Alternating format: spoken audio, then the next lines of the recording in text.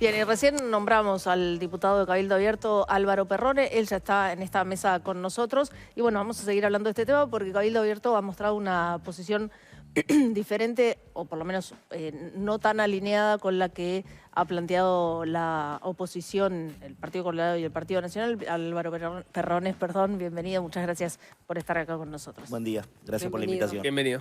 Vamos a repasar primero el tuit de Guido Manini Ríos, donde ponía de manifiesto cuál es su postura, luego que se conoció la noticia, como para poder empezar esta charla con Perrone, si lo tenemos por ahí, si no lo seguimos charlando, pero él básicamente lo que decía en esa publicación era que no justificaba, pero de alguna manera matizaba un poco lo que sucedió con la ministra. Entiendo que vos estás en la misma postura esperando cómo se resuelve el tema de la interpelación. Sí, así es. Lo que dice Manini, que prefiere juzgar a la ministra por sus hechos, por su actuación, no por sus resultados, exacto. No por esta situación. Lo que nosotros decimos, bienvenido al Uruguay de las deudas. Venimos hablando hace 4 años sobre este tipo de situaciones. En cuanto a la interpelación, nosotros entendemos que la interpelación no va a pasar nada, como no pasa nunca nada en ninguna interpelación. Serán 20 horas de pase de factura de un lado y del otro. Arrancaremos con Cairo, seguiremos con las horas extras de Artigas, con Besosi, con Sendic y todo lo que ya sabemos, Pluna, ya me aburrió, Perrone. Eso es lo que va a pasar en la interpelación. Por eso nosotros decimos, ¿a qué va a llevar la interpelación? Nosotros nos gustaría tener el planteamiento por escrito, a ver cuáles son los fundamentos y ahí tomar la decisión. O sea, da la impresión de todas formas que por la conformación de la Cámara en esta legislatura, una interpelación puede tener por lo menos un paso más diferente a lo que se veía hasta ahora, porque el oficialismo siempre tenía mayoría. En este caso no lo tendría, eventualmente se podría presentar una moción de censura, después iría a la Asamblea General y ahí sí, ya el oficialismo volvería a tener sus mayorías, pero digamos, la dinámica de la discusión sería distinta. Todo un show que a la población no le queda nada, ¿no? Y si a mí me preguntan por la renuncia, yo creo que pedir la renuncia hoy es lo más fácil. Y tal vez sea lo más fácil para la ministra si deja de ser ministra y vuelve al Senado. Yo lo que digo que de esta situación hay que sacar algo positivo para la gente. Hay un problema engorroso en cuanto a las regularizaciones. Tal vez es una oportunidad para intentar crear una ventanilla única para facilitar los trámites, buscar facilidades de pago, porque deben haber cientos de miles de uruguayos en esta situación que les gustaría regularizar. Ahora están, en estas horas han salido a la prensa los deudores del banco hipotecario que están a la espera. Entonces, bueno, aprovechemos esta situación, que la ministra regularice y busquemos soluciones para la gente. Igual estoy de acuerdo en que es muy engorroso el camino de la regularización, muy caro en muchas oportunidades e incluso personalmente creo que para algunas cosas es inviable. Mucha gente ni siquiera declara un montón de cuestiones, reformas, porque no puede. Ahora, creo que acá hay una diferencia bien clara que es la ciudadanía y un gobernante, ¿no? Me parece que hay una diferencia, no es lo mismo. Sí, yo creo que en este tipo de situaciones hay que ir a los temas de fondo. Uno es las regularizaciones, es un problema, las deudas, y el otro es el financiamiento de los partidos políticos. Porque yo no lo tengo, nunca lo vi, pero ellos dicen que tienen los sueldos topeados y que ustedes estaban hablando antes de que yo entrara justamente de esa situación. Yo creo que Cairo nunca se imaginó que iba a ser ministra de Vivienda. Tal vez en algún momento lo pensó, no lo sé, en la definición... Bueno, su trayectoria política siempre estuvo vinculada en asuntos de vivienda. Sí, bueno, pero la definición de que ella sea ministra se dio entre enero, diciembre, enero, no me acuerdo cuándo la nombran. Tenía el mérito... Bueno, debería haberlo, ella ya reconoció, claramente estuvo mal, debería haber empezado la regularización ahí, haberle avisado al presidente Orsi o a su sector o a su grupo político y decirle, che, tengo este problema. Ahora, ¿cuántos deben haber con ese problema? ¿Para usted ella debió empezar la regularización cuando se entera que va a ser ministra y no antes? No, debería haberlo empezado antes, claramente. También ahí lo que me llama un poco los controles de BPS, porque BPS tiene inspecciones. ¿Cuánto tiempo le llevó a construir eso? Y BPS nunca pasó por ahí. O sea, no estoy justificando, digo los controles estatales que a veces que no funcionan. Sí, y para la contribución que sacan las fotos aéreas y Bueno. terrenos baldíos, Que no están baldíos. o sea, que no son baldíos, pasaron décadas sin que se dieran cuenta, es rarísimo también. Hay una cosa que he venido en estas horas escuchando a algunos compañeros de la coalición, por decirlo de alguna forma, donde se habla de evasión. Entonces, yo tengo que ser muy objetivo en las consideraciones. Yo acá, hasta el momento, no veo evasión. Sí vemos deuda, ¿no? Porque la evasión significa una acción predeterminada para no pagar. Entonces, digo esto para unir en el caso de la interpelación o los pedidos de renuncia, que hasta ahora lo que tenemos es que tiene deuda y la regularización, que creo que es lo más grave dentro de toda la situación.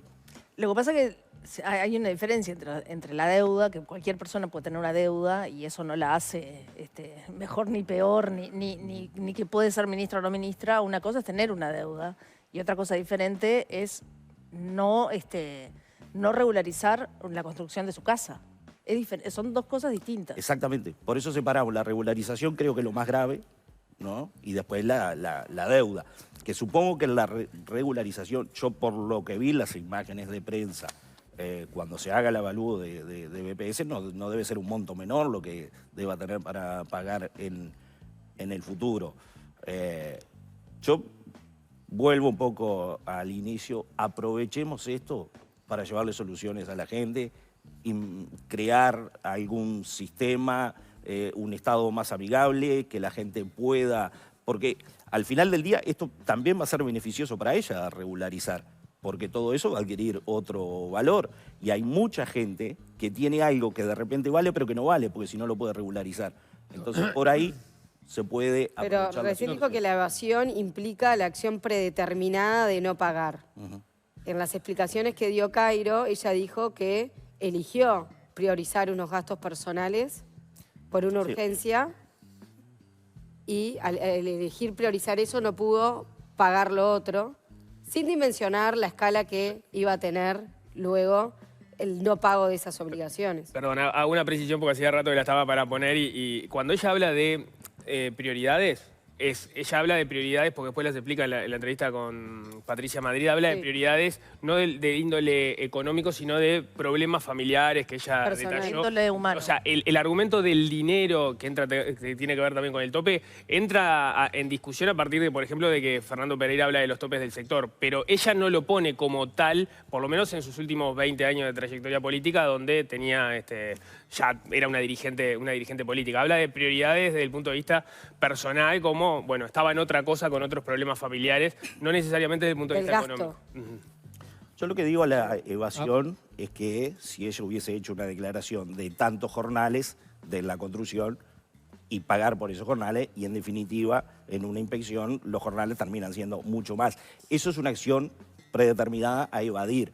Lo que pasa que ella, al no pagar, no hizo nada. Entonces, haremos las consultas, debe haber algún abogado tributario que nos va a asesorar a ver si hubo evasión o no hay evasión. Hasta el momento nosotros tenemos que no hay evasión, lo que hay es deuda.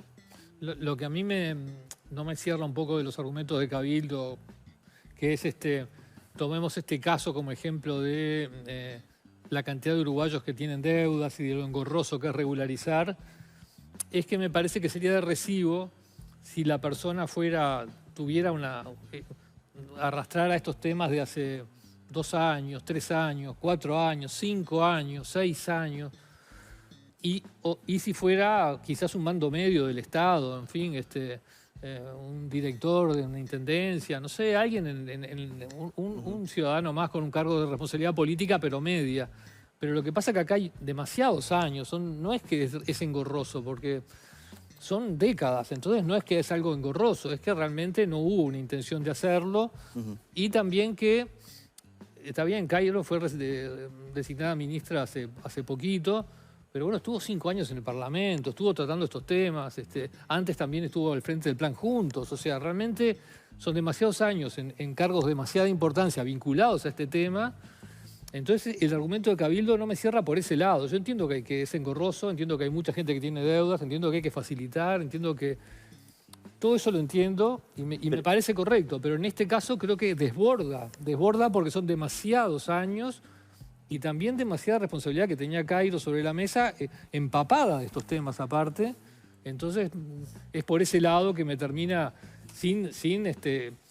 entendiendo que quizás no haya evasión, porque no hay una voluntad, no hizo actos concretos tendientes a que no quedara registro de sus deudas, eso sí lo entiendo, pero el tema de sumarlo a las dificultades que tiene la gente no lo veo por estos dos otros argumentos. Lo que pasa es que lo más fácil entonces que renuncie. Eso es el pedido más fácil. Y bueno, de hecho, mucha gente en el Frente Amplio se lo está haciendo. Bueno, sí. Ahora, renunciar a la gente no le soluciona nada. Se cambió el ministro, se hace el show político, todo tirando de un lado para el otro, que sería lo que pasaría en la interpelación.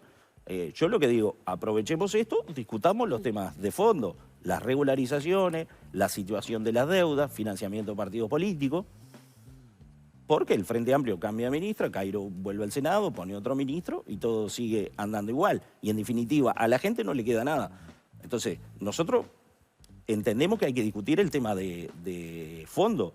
Nadie está justificando a Cairo en su accionar, ella mismo lo reconoció. Tendrá que pagar, como todo el mundo, pagará las multas.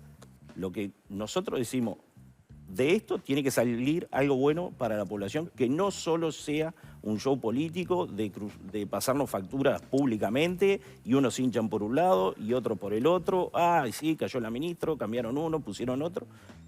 En definitiva, al cambio de ministro, la gente que tiene la situación de las deudas, que no puede regularizar, no termina obteniendo nada. Ustedes habían planteado el tema de la deuda justa, el plebiscito que finalmente no salió, para determinadas deudas, moras, topes. ¿Por dónde irían en este caso? ¿O cuál sería esa puerta que para vos se abre para poder regularizar otras cosas o facilitarle un poco más la vida a la gente en cuanto a los pagos? En este tipo de regularizaciones todos nos estamos poniendo un poco a tiro en estas horas en la discusión de cómo se da. Hay que ir por Intendencia, hay que ir por BPS, hay que ir por DGI, hay que ir por Catastro. Entonces, todo eso es tan engorroso y tan costoso que la gente no lo lleva adelante. No sé, buscar una ventanilla única, iniciar en trámite, porque hay mucha gente que quiere pagar y no puede. Es lo que le pasa a los deudores de banco hipotecario ahora, a los deudores sin OR. Entonces, hay que buscar los mecanismos para facilitar. Tal vez Cairo tenga una oportunidad de enmendar su error buscando algún tipo de esas soluciones. Lo de la deuda justa no es exactamente esto, pero nosotros habíamos incluido las deudas con el Estado, que fue uno de los puntos que termina el resto de los partidos políticos no votando en el Senado cuando se votó en la comisión y pasó al plenario. Porque nosotros en la deuda justa pusimos todas las deudas con el Estado también, que sean deudas pagables, porque la gente quiere pagar lo que no puede pagar cuando la bola de nieve le pasa por arriba.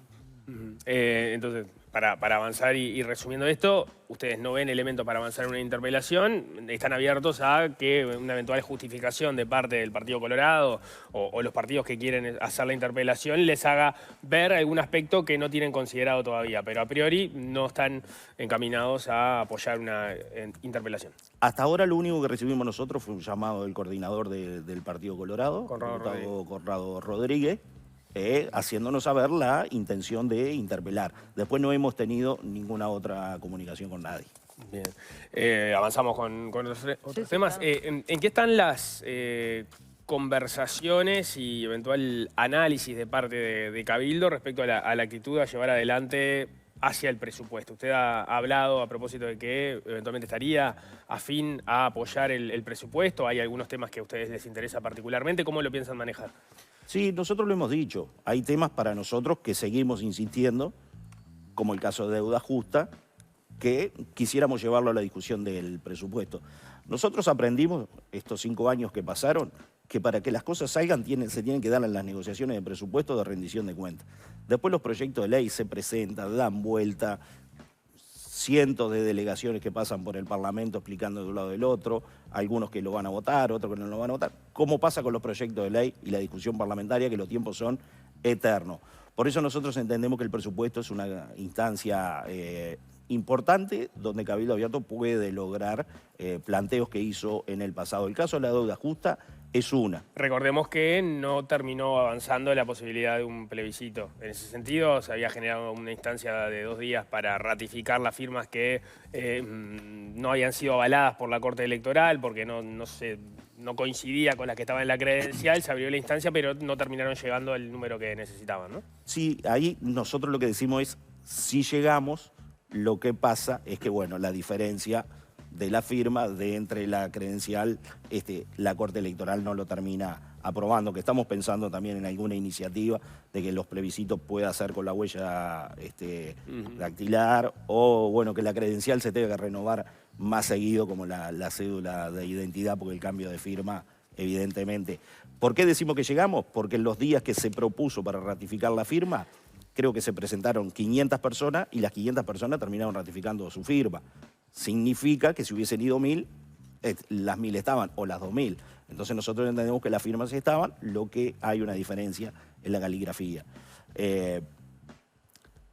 Después de eso, bueno, lo que nosotros decimos del presupuesto, hay un antecedente, que fue la propuesta de reestructura de deuda que presentó la banca privada con el aval del Banco Central, que fue hasta noviembre pasado, donde unas 417.000, me parece que la cifra exacta está colgada en la página del Banco Central, terminaron llevando a soluciones.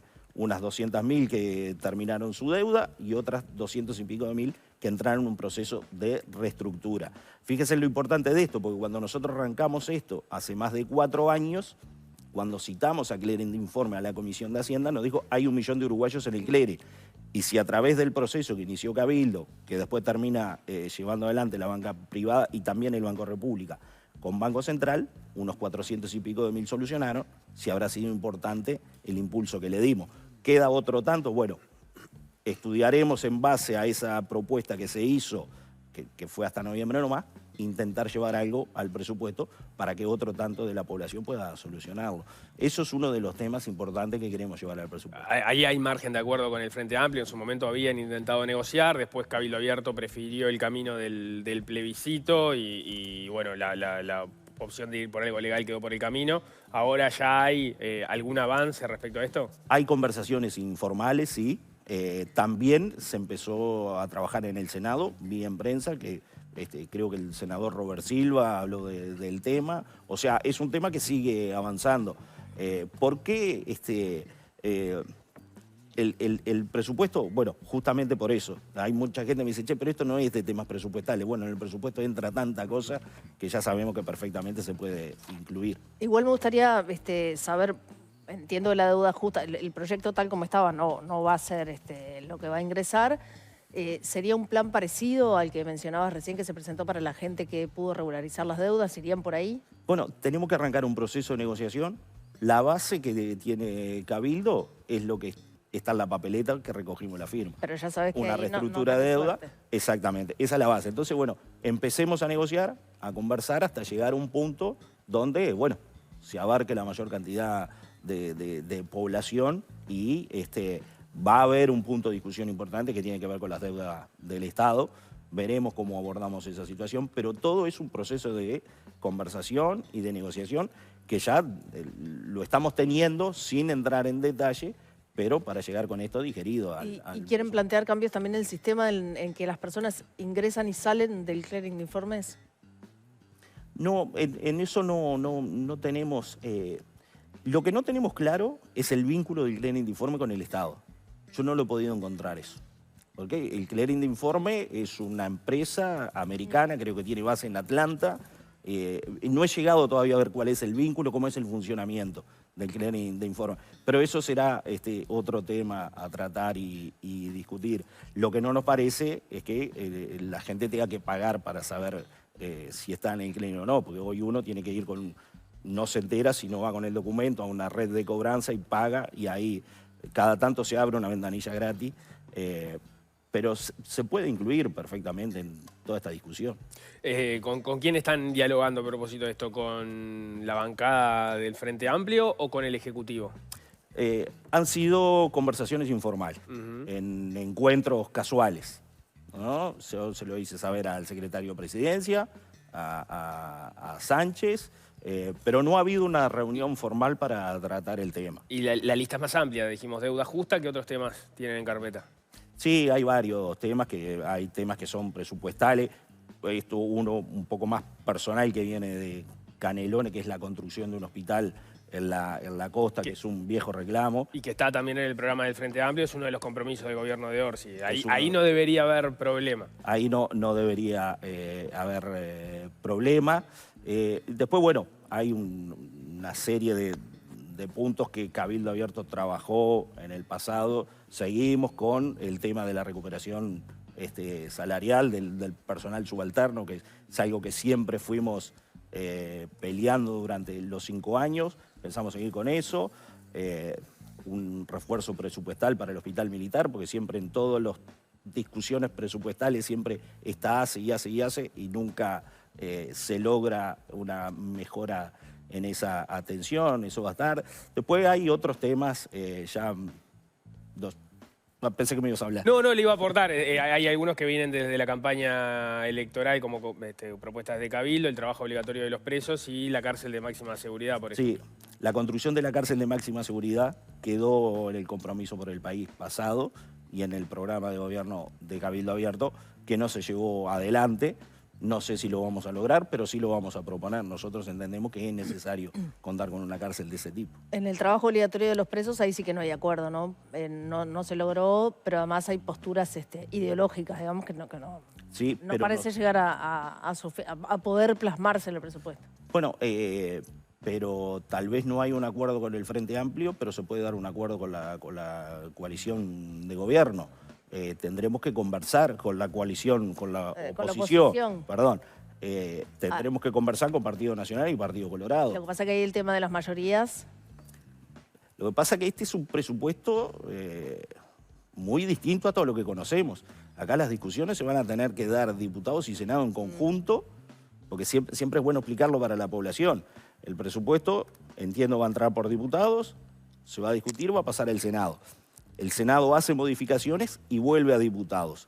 Cuando vuelve a diputados, el diputado puede decir sí o no. Claro. No puede ingresar nuevas modificaciones. Ahora, si diputados hace un acuerdo y el Senado lo modifica y después diputado no avala la modificación del Senado, el presupuesto se tranca. Entonces, sí, uno piensa que esas discusiones en el Senado, por ejemplo, si salieron con apoyo de Cabildo Abierto, Perrone o Silvana Pérez Bonavita tendrían que ser consultados casi a modo de senadores para saber si después no van a cambiar su voto en las eventuales modificaciones que tengan los proyectos en el Senado, ¿no?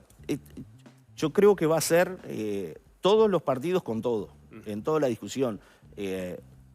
Se llevará un análisis constante de cómo se va dando la discusión para después, entiendo que va a haber poco margen en el Senado a modificaciones importantes. Podrán haber mejoras que los diputados puedan aceptar, pero la verdad que es todo un desafío el futuro presupuesto, cómo se vaya a tratar.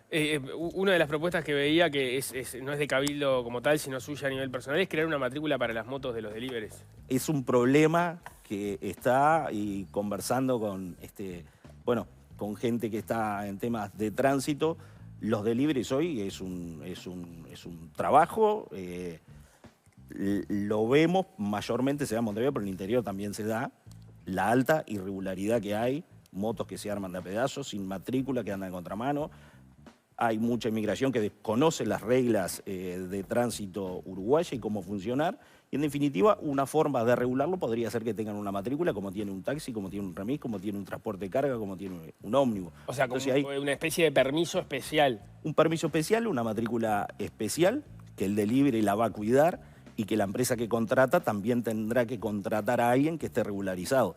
Porque hoy las empresas que contratan a los delivery terminan contratando el primero que pasa con una moto y no se sabe si tiene libreta, si tiene seguro, si está apto para conducir. Entonces, regularizarlo podría llevar a ese camino. Es una propuesta que se la vamos a hacer a una SEB, puede ser a Metediera o al Congreso de Intendentes. Igual ahí hay una omisión de la empresa que contrata a alguien que no está... O sea, ya existe hoy esa omisión de la empresa que está contratando gente que no tiene... Sí, pero la empresa no tiene ningún tipo de... No tiene sanción. No tiene sanción ni nada. Pero tal vez lo prudente sería avanzar por el lado de la sanción a la empresa. Sí, también puede ser, también puede ser. Pero todos sabemos, principalmente en Montevideo, el descontrol que hay en cuanto a ese trabajo de los delivery. Pero usted lo está pensando como de alguna forma poner barrera de entrada al mercado, o sea, como así como la chapa del taxi la regula la intendencia y a veces se abre la canilla y a veces se cierra. Regularizarlo. ¿Lo mismo para los deliveries? Regularizarlo de alguna manera. Digo, pero una puede ser hoy la las motos matrícula, podrían otra tener puede ser... matrícula. ¿Cómo? Hoy las motos podrían tener matrícula. Sí, Tienen que tener. algunas Claro. tienen que tener. Claro. Vemos que la mayoría que no tienen. No tienen, lo vemos en la Tienen calle. luces también. Lo tienen luces, los conductores no tienen libreta, no tienen seguro. Es un descontrol enorme. Entonces, bueno, regularizarlo puede ser una de esas, endosando de alguna forma la responsabilidad también al contratante. Me gustaría volver al principio de la entrevista al tema de... Planteó que aprovechar el caso Cairo para discutir el financiamiento de los partidos políticos.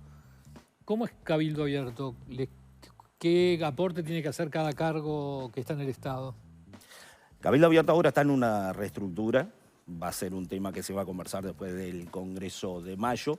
Lo que quedó en la ley de financiamiento de partidos políticos, que se terminó votando, es que todos aportan hasta un 15% del salario nominal.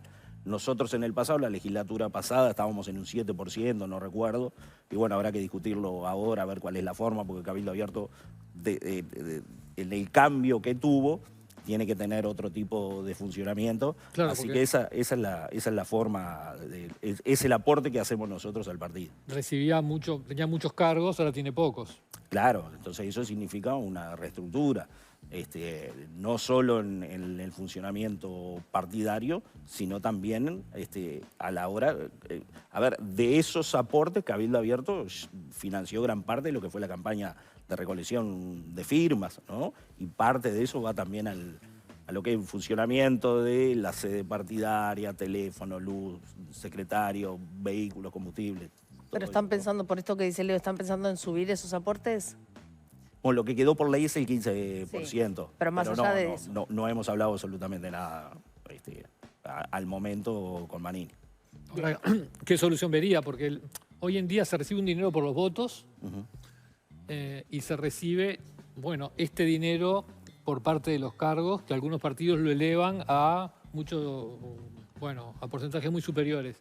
El peligro que decía Nico es el no aumentar la financiación del Estado y obliga a ir a las empresas y a otro tipo de compromisos. ¿Por qué lado lo ve Cabildo? Sí, esa discusión está completamente abierta. Hay veces que, se recibe un mínimo, no sé si es trimestral o semestral, que la Corte Electoral paga a los partidos, pero eso es un dinero mínimo en función de la cantidad de votos.